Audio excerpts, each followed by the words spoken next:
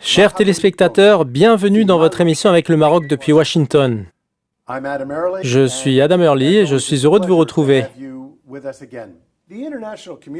La communauté internationale en général et le Maroc en particulier ont essayé depuis la chute du régime de Mouammar Kadhafi de soutenir une solution pacifique au conflit autour du pouvoir en Libye.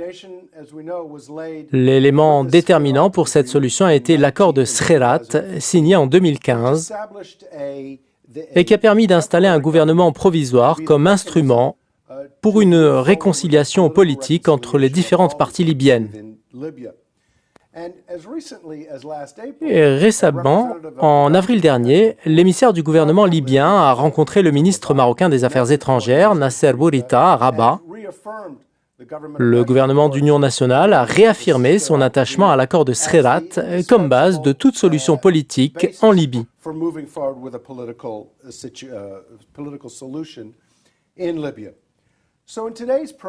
Dans cet épisode, nous allons discuter de deux angles au sujet de la crise libyenne. Premièrement, que signifie ce conflit qui perdure en Libye pour le reste de la région et quelles sont ses implications? Deuxièmement, nous allons nous pencher sur le rôle du Maroc dans l'appui à une solution pacifique à la crise libyenne. Et enfin, nous parlerons de la politique américaine et de ce que peut faire Washington pour aider la Libye. Tout de suite, et avant d'accueillir notre invité, écoutons l'analyste de l'émission, J.D. Gordon, ancien porte-parole du Pentagone et ex-conseiller aux affaires étrangères de la campagne du président Trump. Il va nous parler du conflit libyen et de ses répercussions régionales et internationales.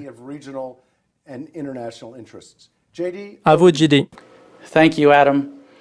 Yes, Libya remains an urgent concern for Merci Adam. En effet, la Libye représente une priorité pour la région, pour les USA et pour la communauté internationale. Le pays a connu des perturbations, une guerre civile, des massacres et une destruction totale depuis la chute de Mouammar Kadhafi en 2011. Les États-Unis, tout comme les Nations Unies et le Maroc, partagent un intérêt par rapport à plusieurs détails de ce conflit. La préoccupation numéro 1, c'est la crainte partagée par tout le monde de la capacité des groupes terroristes à se déplacer, à s'activer dans les zones non contrôlées par l'État.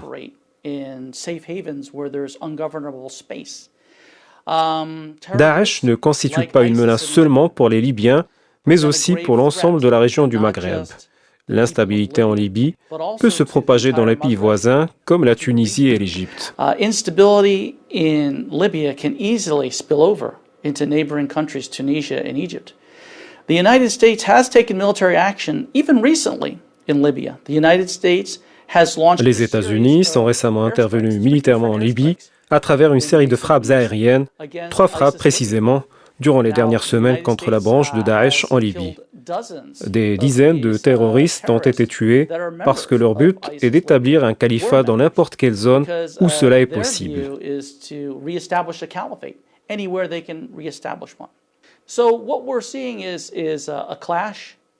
Ce que nous observons aujourd'hui nous rappelle la situation qu'a vécue la Libye quand Kadhafi a renversé le roi Idriss en 1969. Un conflit entre l'Ouest et l'Est. La Libye ne connaît pas de conflit confessionnel puisque 90% du peuple est musulman sunnite. Ce n'est pas non plus un conflit ethnique puisque 90% de la population est d'origine arabo-berbère. Pourquoi donc ce conflit et pourquoi cette guerre ?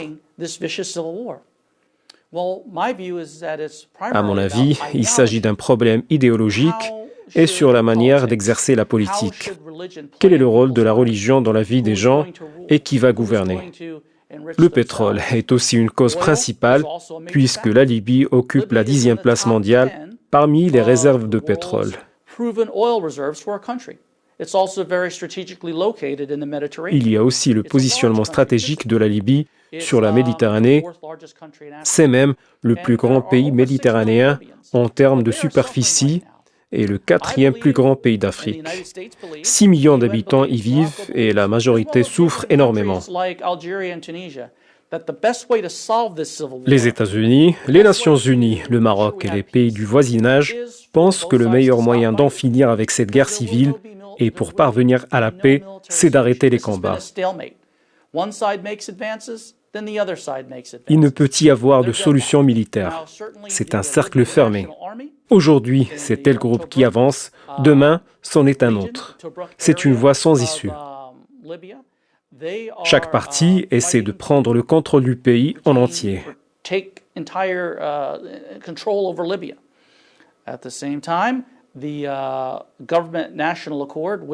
À mon avis, aucune partie ne peut parvenir à cette fin actuellement.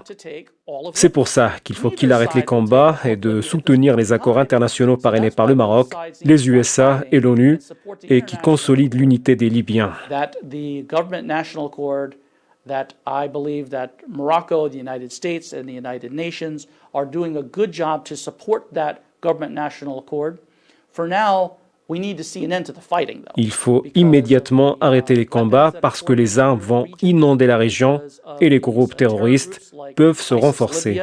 That can grow in strength due to being radicalized in the midst of a war. Regardez la situation humanitaire. Des migrants se sont noyés près des côtes libyennes. Je pense que pour des raisons humanitaires, la position des USA, de l'ONU et du Maroc est plus juste.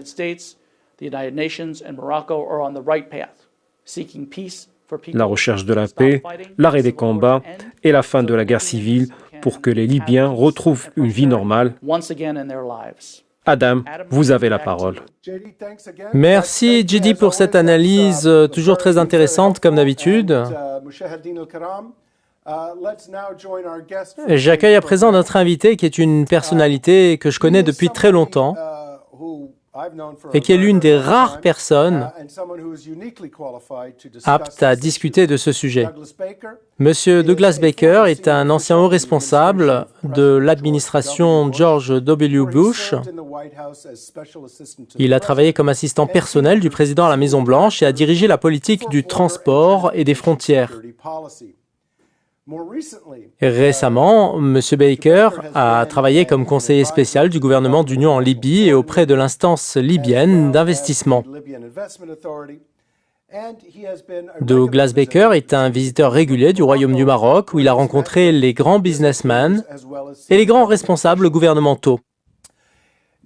En plus de ses étroites relations avec les responsables de la Maison-Blanche, du Pentagone, du département d'État et du Congrès, Douglas a également fait ses armes au niveau de la diplomatie aux côtés de l'un des plus grands hommes d'État américains, son père, James Baker, qui a occupé le poste de secrétaire d'État entre 1988 et 1992.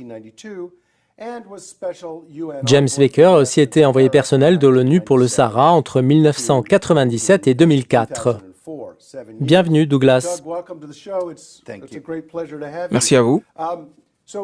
Alors, vous avez passé beaucoup de temps en Libye, au Maroc et en Afrique du Nord, et vous connaissez parfaitement bien la façon avec laquelle travaille l'administration américaine et comment se fait la prise de décision. Je voudrais commencer avec vous, là où s'est arrêté JD, concernant l'importance de la Libye. Arrêtons-nous d'abord sur ce qu'a dit un ami en commun, Ben Fishman, qui était en charge du dossier libyen au sein du Conseil national américain de sécurité. Il a dernièrement apporté son témoignage devant le Congrès. Je vous lis une partie de sa déclaration.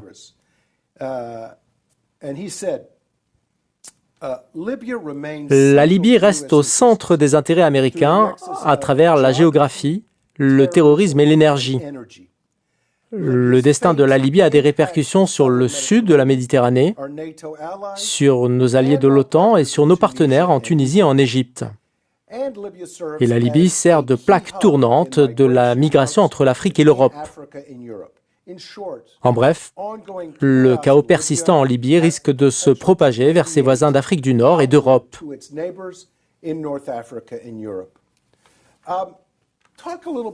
Parlez-nous d'abord du danger que constitue la persistance du conflit en Libye et des opportunités s'il y avait réunification du pays.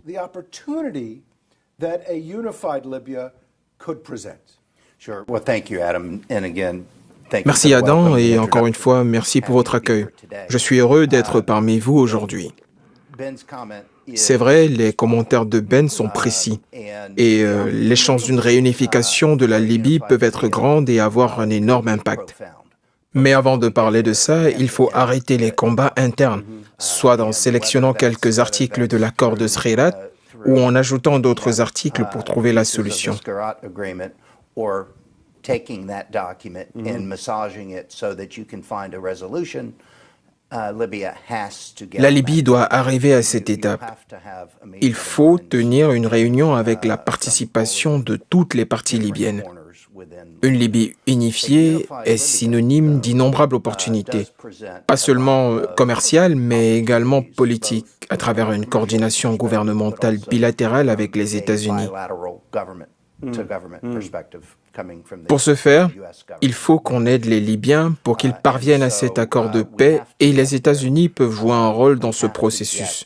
The Libyans Il faut qu'on y arrive avec l'aide de l'administration américaine qui doit être convaincue de son rôle dans le dossier. in that process, and we have to get to that point with with the U.S. government deciding that there is a significant role for them to play. Do you believe Est-ce que vous avez le sentiment que les États-Unis veulent jouer un rôle actif en Libye?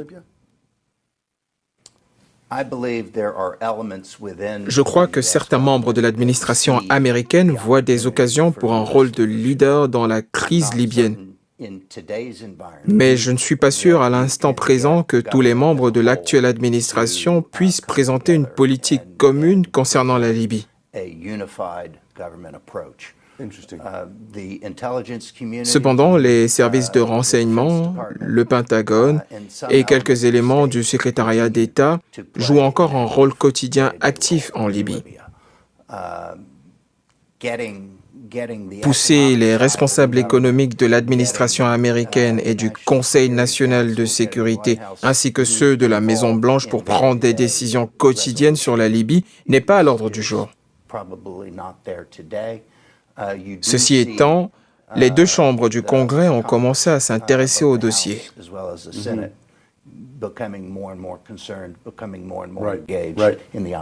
Okay. Bien.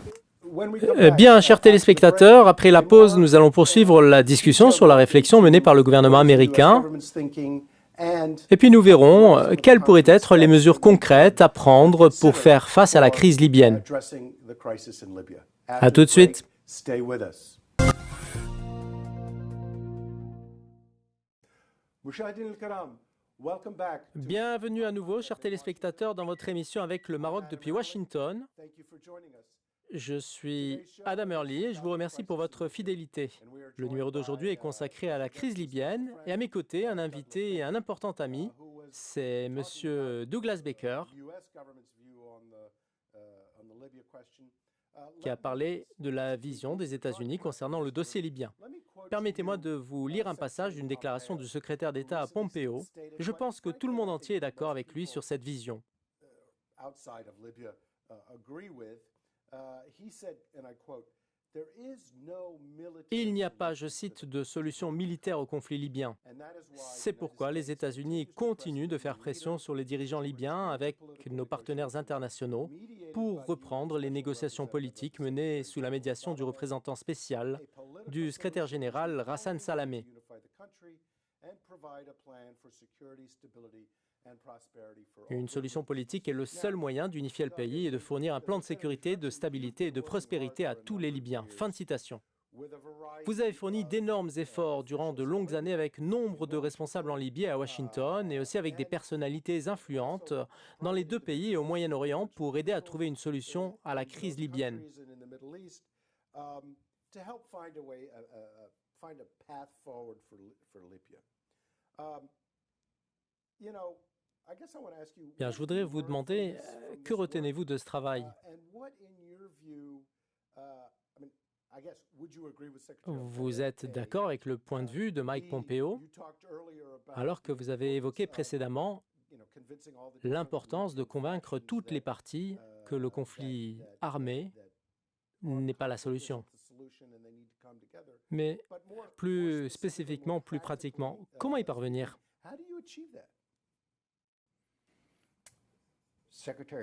Les déclarations du secrétaire d'État Pompeo étaient très précises et directes.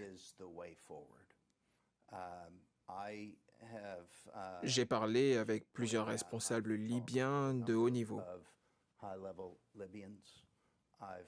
J'ai aussi rencontré des personnalités émiraties, saoudiennes et turques.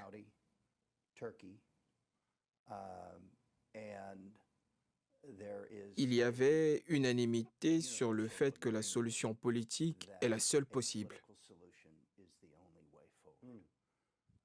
Il y a ce que j'ai qualifié en rencontrant les dirigeants libyens d'invalidité libyenne, ce qui a été observé durant les 6 dernières années.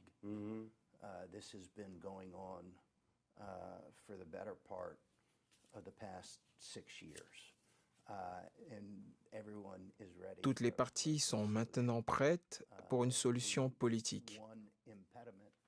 Le défi du point de vue des Libyens réside dans le fait de trouver une solution qui rassemble tout le monde avec notre soutien.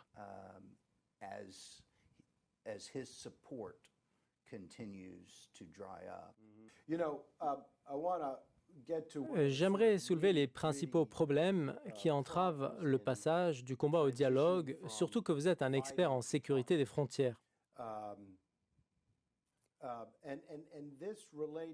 Vous avez traité des dossiers similaires durant le mandat du président Bush et durant les dernières années, vous avez fait un travail similaire avec des pays comme la Jordanie et le Koweït pour améliorer leur capacité de défense de leurs frontières.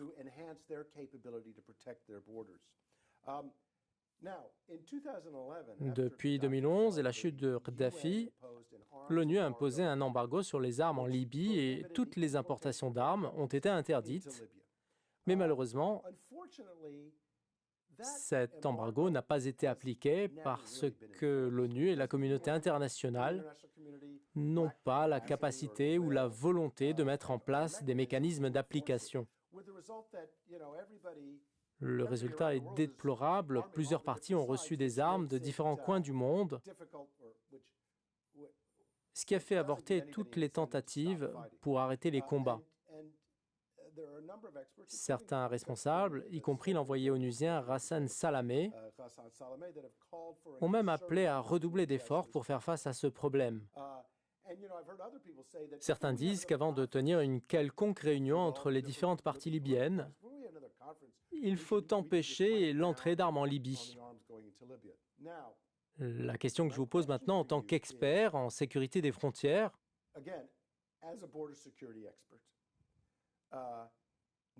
peut-on sécuriser les frontières de la Libye, non seulement par rapport au trafic d'armes, mais aussi pour freiner le trafic de stupéfiants, la traite d'êtres humains et la contrebande? Comment faut-il opérer? Et quels sont les bénéfices qu'on peut tirer de la sécurisation des frontières de la Libye? Well, the short answer to your question is can Libya's borders be secured? Is yes. Eh bien, la réponse est oui, mais pas du jour au lendemain. Il faut développer un plan de protection des frontières et l'appliquer sur plusieurs années. La sécurisation totale des frontières peut être bénéfique en ceci qu'elle peut permettre d'en finir avec la contrebande et le trafic d'armes. Mais le plus urgent, à mon avis, c'est d'imposer un embargo sur les armes en Libye en exerçant une pression sur les pays qui exportent ces armes vers la Libye. That are exporting arms to Libya, which is done somewhat. Ces pays ne s'en cachent pas aujourd'hui. Quand nous aurons l'unanimité à ce sujet, cela prendra un peu de temps pour que les armes disparaissent du pays. Ce n'est donc pas une solution rapide, sauf si on déploie des forces tout au long des frontières. So it's not a quick solution unless you're able to get it done uniformly across the board. Right. Bien. Il y a d'autres bénéfices à tirer de la sécurisation des frontières au-delà de la vente d'armes. Certainement, et j'ai insisté dans mes discussions avec les responsables gouvernementaux libyens, que ce soit au ministère de l'Intérieur ou à la présidence, sur la question de la sécurisation des frontières pour garantir la stabilité. Ils ont besoin d'aide en matière d'infrastructures de base pour protéger leurs frontières et moderniser les exploitations pétrolières.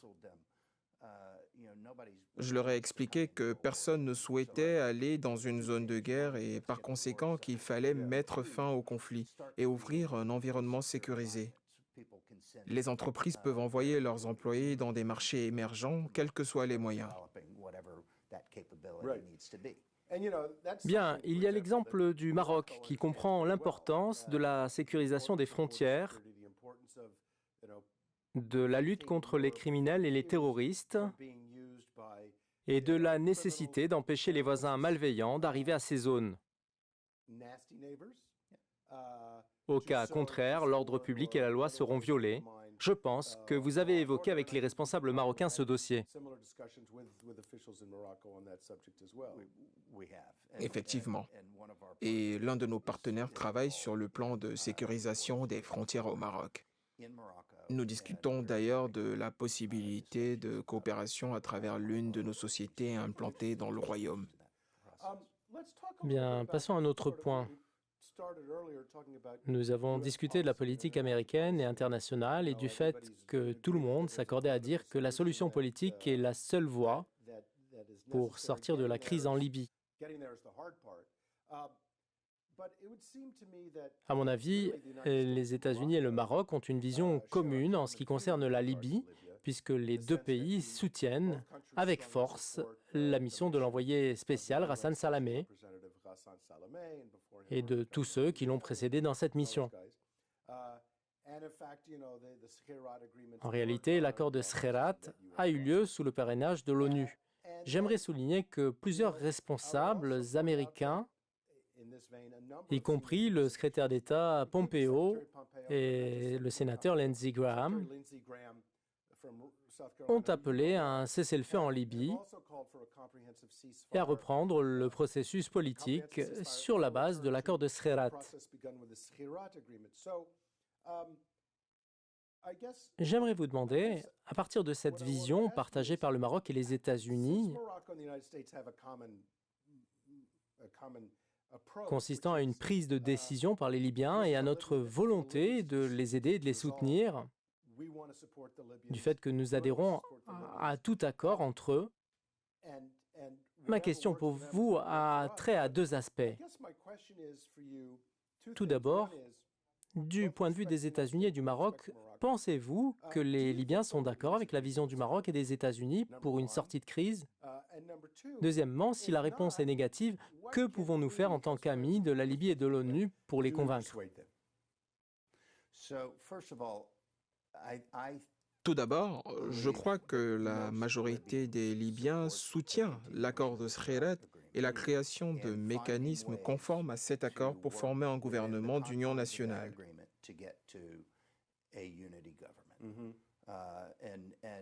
Les Libyens peuvent ne pas être d'accord sur la manière d'y parvenir, mais la majorité considère que l'accord de Skhirat est le début d'une solution et la base de toute amélioration.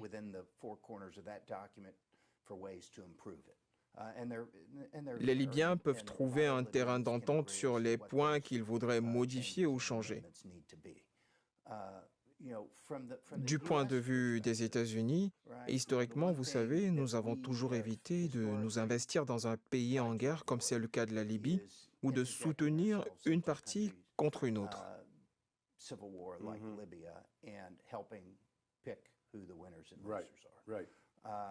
Dans mes discussions avec les dirigeants libyens, j'ai toujours insisté sur le fait que les États-Unis peuvent jouer un rôle, mais non pas en choisissant qui dirigera le pays.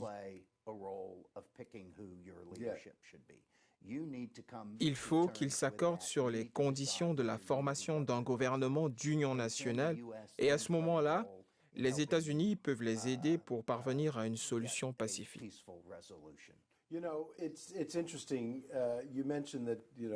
Ce qui est frappant, c'est que les gens croient que les États-Unis doivent ou peuvent décider de qui va gouverner la Libye.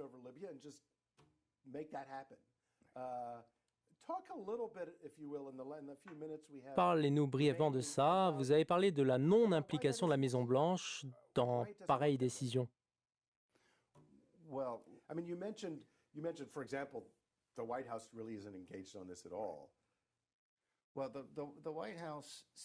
Il apparaît clairement que la Maison-Blanche a gardé ses distances par rapport à la Libye depuis l'avènement de l'administration actuelle. Certains y voient une différenciation par rapport à la politique d'Obama et d'Hillary Clinton, alors que d'autres pensent que c'est la coalition internationale qui a écarté les États-Unis.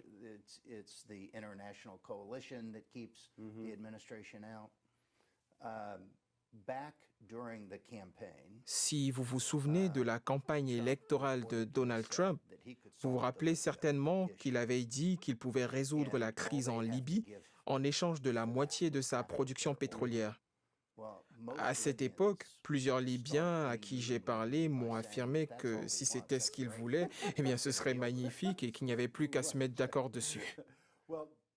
Bien, nous arrivons à la fin de cet entretien. Je vous remercie.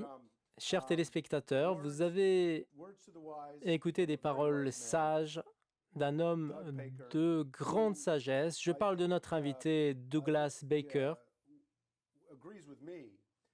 Je pense qu'il est d'accord avec moi sur le fait que les États-Unis et le Maroc font ce qu'ils peuvent pour aider les Libyens à prendre leur destin politique en main. Nous les aidons pour un pays meilleur et un avenir meilleur. Mais en fin de compte, le destin de la Libye est entre les mains des Libyens et tout ce qu'on peut faire, c'est les aider. Merci Douglas. Merci pour tout ce que vous apportez comme aide à nos amis en Afrique du Nord et à bientôt.